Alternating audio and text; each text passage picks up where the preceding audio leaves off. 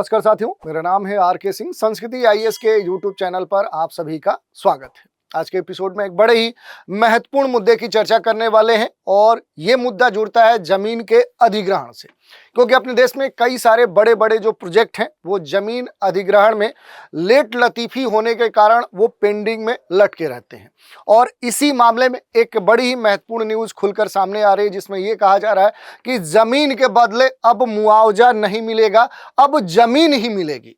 और ये जो कह सकते हैं कि एक तरह से ये जो मॉडल अपनाया जा रहा है, ये कहीं ना कहीं गुजरात राज्य में इस फार्मूले को अपना चुकी है वहाँ की सरकार। और इसी कारण से अब ये कहा जा रहा है कि अब एक नया जो कानून है वो लागू होगा। ये जो मामला है कहाँ से जुड़ता है उस पर भी हम चर्चा करेंगे। और इस पूरे मामले की जो कह सकते हैं कि जो जड़ है वो जुड़ रही है मध्य प्रदेश राज्य से, क्योंकि अब एमपी की जो सरकार है वो अपने सरकारी प्रोजेक्ट को लागू करने में होने वाली जो लेट लतीफ़ी है उस पर खास तौर पे ध्यान दे रही है, क्योंकि इससे बड़ा व्यवधान उत्पन्न हो रहा है।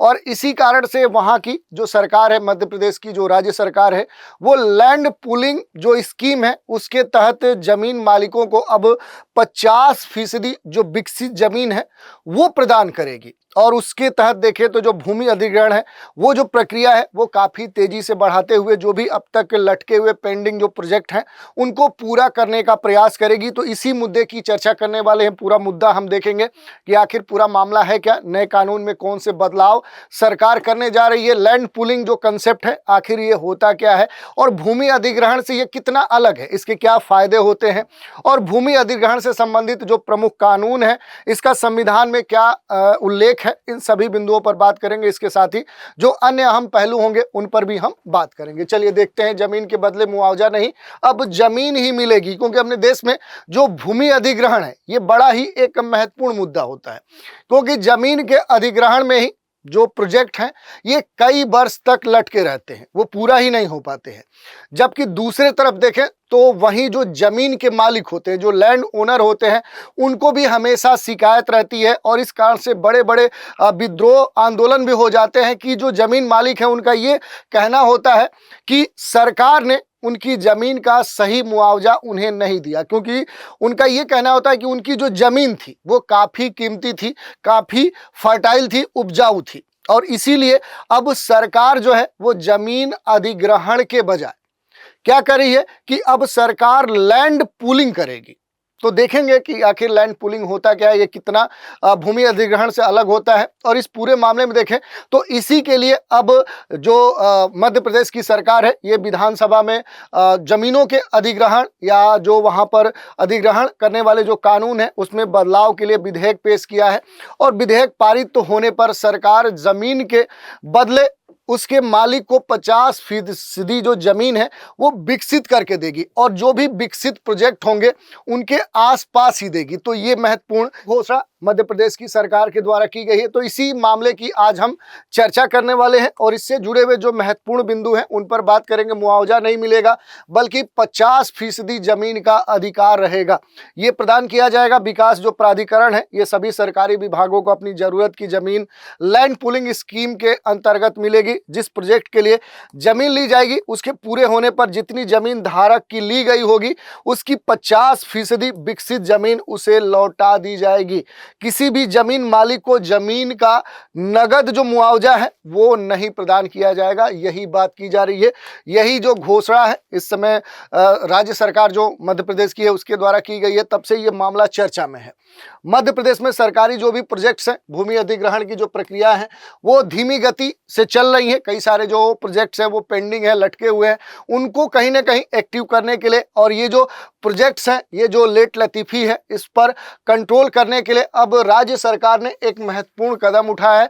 अब भूमि अधिग्रहण नहीं करेगी सरकार, बल्कि क्या करेगी, लैंड पूलिंग का विकल्प अपनाएगी और इसके तहत सारे जो प्रोजेक्ट्स हैं उनको पूरा करने का प्रयास करेगी। इससे न सिर्फ जो प्रोजेक्ट्स होंगे उनकी जो गति होगी वो तेज हो जाएगी, बल्कि जो भी जमीन मालिकों की शिकायत होती है कि उनको सही मुआवजा नहीं मिला, कि उनकी जो ज़मीनें हैं वो काफ़ी कीमती थी, और इसके अलावा कहें तो वो ये भी कहते हैं कि जो उनकी ज़मीनें थी वो उनका फर्टिलिटी जो था बहुत काफ़ी अधिक था और इस कारण से उनका सही कीमत उन्हें नहीं मिला। तो इस तरह की जो शिकायतें हैं वो भी दूर करने का प्रयास मध्य प्रदेश की सरकार कर रही है और हाल ही में इसी को ध्यान में रखते हुए अब इस तरह के 17 मार्च 2025 को सरकार ने नगर और ग्राम निवेश अधिनियम जो है उसमें बड़े स्तर पे संशोधन करते हुए संशोधन का जो बिल है वो विधानसभा में पेश कर दिया है, जो भूमि अधिग्रहण की जो प्रक्रिया है उसको अब और अधिक सुगम बनाएगी, पारदर्शी बनाएगी और इसके उद्देश्य से ये लाया जाएगा कि अब इससे संबंधित जो भी समस्याएं थी उनको दूर कर लिया जाए। तो ये बात कही गई है। इसके अलावा देखें तो नए कानून में जो बदलाव किए गए हैं उन पर अगर हम बात करें तो प्लानिंग एरिया के बाहर जो हाउसिंग बोर्ड है और जो PWD है ये अब ला सकेंगे प्रोजेक्ट, जो पहले इनके लिए अलाउ नहीं था। और सरकार की तरफ से सोमवार को जो नगर और ग्राम निवेश अधिनियम जो कानून है उसमें संशोधन जो बिल है वो विधानसभा में पेश कर दिया गया। सरकार ने नगर और ग्राम निवेश जो अधिनियम 1973 है इसमें नई धारा जो 66 क है वो जोड़ दी है। इसमें ये प्रावधान किया गया, ये कह सकते हैं कि प्रोसीजर किया गया है कि किसी भी परियोजना की जो जमीन होगी, जो प्रोजेक्ट का जो लैंड होगा, जो प्रोजेक्ट की जमीन होगी उसको लैंड पूलिंग जो स्कीम है उसमें शामिल किया जा सकता है। बिल सदन में चर्चा के बाद पारित होगा और पूरी प्रक्रिया पूरा होने के बाद सरकार इसकी अधिसूचना जल्द से जारी करेगी और फिर ये कार्यक्रम आगे बढ़ जाएगा। इसके अलावा क्या फायदा होगा इसका, तो देखिए सभी जो प्राधिकरण हैं, जो सरकार है, उनके जो सभी विभाग होंगे, उनके जो परियोजनाएं हैं उनके लिए आसानी से जो भूमि है वो प्राप्त हो जाएगी। परियोजना को पूरा होने में अभी जो टाइम लगता था, जो पेंडिंग हो जाता था, वो अब नहीं होगा। सरकार को भी 4 गुना जो मुआवजा देना पड़ता था वो नहीं देना पड़ेगा।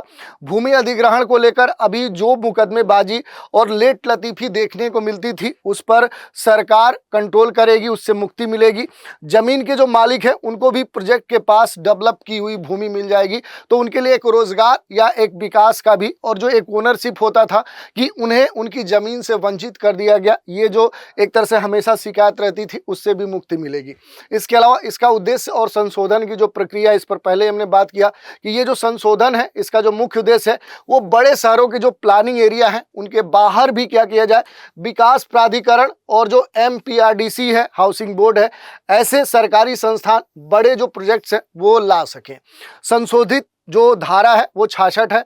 नगर और ग्राम निवेश अधिनियम 1973 की जो धारा है 66, इसमें संशोधन के बाद अब सरकार को भूमि अधिग्रहण की जो कार्रवाई है वो करने की आवश्यकता नहीं होगी और जमीन को लेकर नगद मुआवजा भी नहीं देना होगा। तो ये बात कही गई है।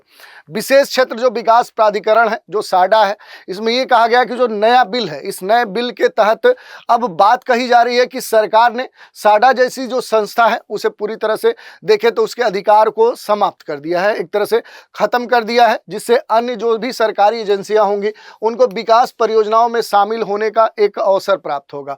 और अब ये जो कार्य है ये हाउसिंग बोर्ड, विकास प्राधिकरण, PWD जैसे जो सरकारी एजेंसियां हैं वो कर सकेंगी। वहीं साडा जो होगी वो शहर के अंदर अब भी विकास कार्य कर सकेगी।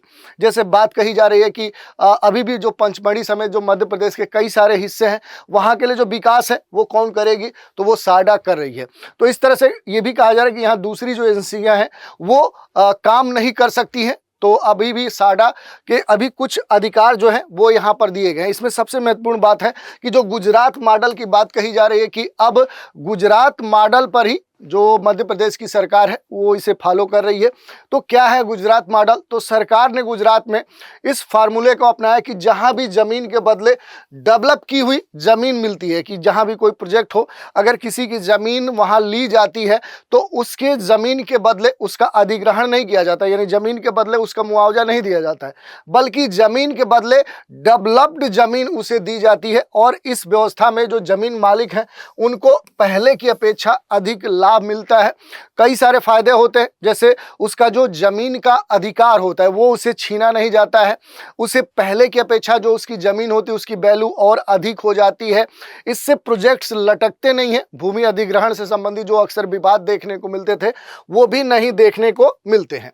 इसके अलावा थोड़ा सा हम देख लें कि जो जमीन अधिग्रहण की बात कही जा रही थी और लैंड पूलिंग की जो बात कही जा रही है, आखिर दोनों में मूलभूत अंतर क्या है। तो देखिए, सरकार किसी भी सार्वजनिक विकास के लिए, जैसे रोड है, पुल है या इस तरह के कोई बड़ा सरकारी प्रोजेक्ट है, उसके लिए किसी भी व्यक्ति की जो निजी जमीन है उसका क्या करती थी, अधिग्रहण करती थी। अधिग्रहण में क्या होता था कि जब उसकी जमीन ले लेती थी तो उस जमीन के बदले जमीन मालिक को उसका लगभग जमीन का जो सर्किल रेट होता था उसका 4 गुना मुआवजा देती थी, यानी उसके नगद उसका भुगतान करती थी।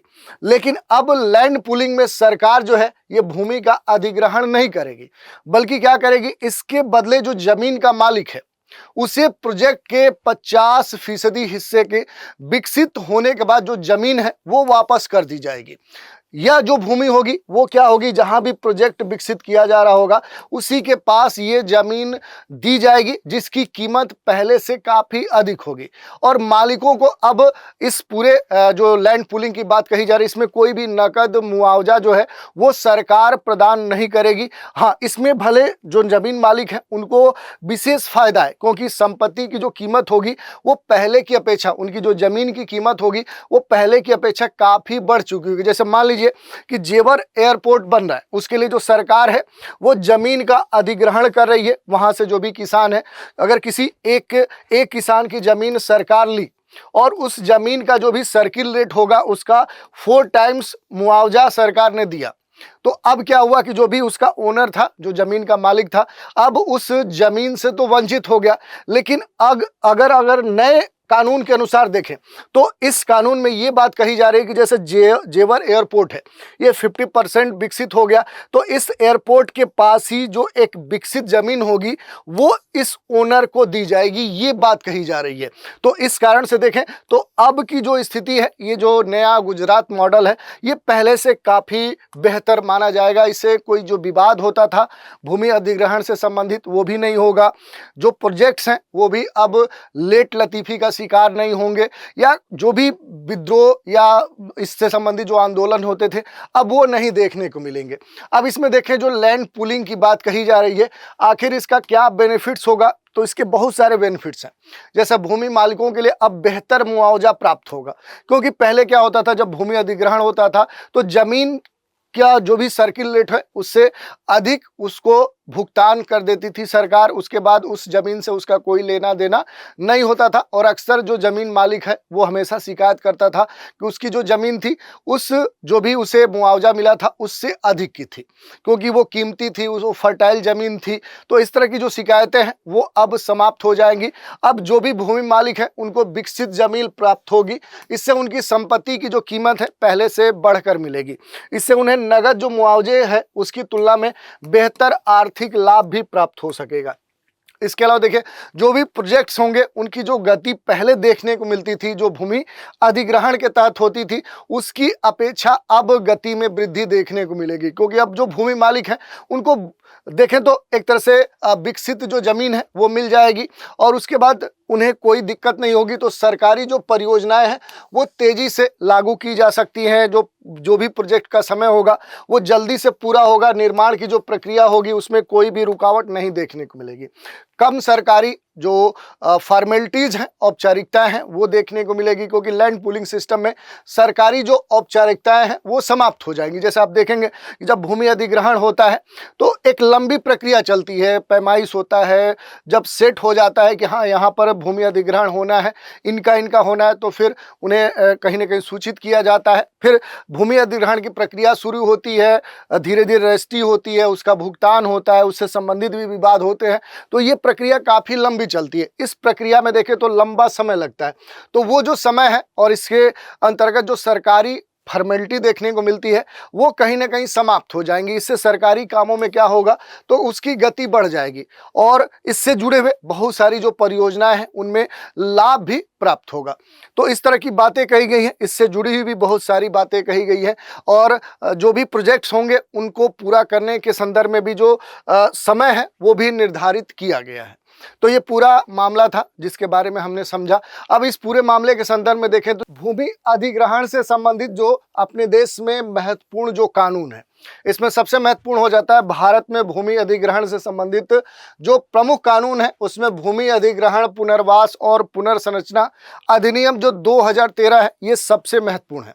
ये जो कानून है ये सरकार को सार्वजनिक उपयोग के लिए जो भूमि अधिग्रहण है उसका अधिकार प्रदान करता है, लेकिन साथ ही इसके साथ इसे ये क्या करता है, पारदर्शी, पूरा ट्रांसपेरेंट और न्याय संगत बनाने के लिए जो उचित मुआवजा हो सकता है, जो पुनर्वास हो सकता है, उसकी प्रक्रिया भी क्या करता है, ये यहाँ पर सुनिश्चित करता है। तो ये दोनों बातें इसमें जुड़ती हैं। इसके अलावा देखिए प्रमुख जो प्रावधान है उनमें अगर हम बात करें तो मुआवजा की बात कही जाती है। जैसे भूमि जो मालिक हैं उनको उनकी भूमि के बाजार मूल्य के आधार पर मुआवजा दिया जाता है। जो भी सर्किल रेट होगा उससे अधिक लगाकर जो भी उनका मूल्य होता है वो दिया जाता है। साथ ही उन्हें पुनर्वास और जो पुनर्संरचना है उसके लिए भी उचित जो उपाय हो सकता है वो किया जाता है। जो भी प्रभावित व्यक्ति हैं उनको सूचित करना होता है। जो भूमि अधिग्रहण है इसकी जो प्रक्रिया है, इससे प्रभावित जो व्यक्ति हैं उनको उचित समय यानी पहले ही सूचित किया जाता है। इसके साथ ही जो उनके पास आपत्ति उठाने का जो अधिकार है उसके लिए भी समय दिया जाता है। सार्वजनिक जो उद्देश्य है उसके लिए भूमि अधिग्रहण किया जाता है। जैसे भूमि केवल तभी उसका अधिग्रहण किया जा सकता है जब उसका उपयोग किसी सार्वजनिक उद्देश्य के लिए किया जा सकता है। जैसे सड़क का निर्माण है, रेल है, शिक्षा है, स्वास्थ्य है, पुल है, या इस तरह के कोई भी जो निर्माण होता है उसके लिए भूमि अधिग्रहण सरकार करती है। संवेदनशील क्षेत्रों में विशेष इसका ध्यान दिया जाता है, क्योंकि अगर भूमि का जो अधिग्रहण है किसी आदिवासी क्षेत्र में हो या किसी संवेदनशील जो समुदाय है उससे उसका हित जुड़ रहा है, तो यहाँ पर कुछ विशेष प्रावधान किए जाते हैं ताकि उनकी जो पारंपरिक और सामाजिक संरचना है, उनकी जो संस्कृति है, उसे कहीं ना कहीं नुकसान न पहुँचे। तो ये बात कही गई है। और संविधान में जो भूमि अधिग्रहण है इससे संबंधित कुछ महत्वपूर्ण जो उल्लेख हैं वो भी है, उन पर भी हम बात करें तो आर्टिकल जो 31 है, पुराना अनुच्छेद है, संपत्ति का जो अधिकार हमें देता है। तो आर्टिकल 31 के तहत देखें तो नागरिकों को अपनी संपत्ति पर अधिकार था, लेकिन राज्यों को सार्वजनिक प्रयोजन के लिए, किसी भी सार्वजनिक कार्य के लिए संपत्ति का जो अधिग्रहण है वो करने का अधिकार राज्यों को ये आर्टिकल प्रदान करता है।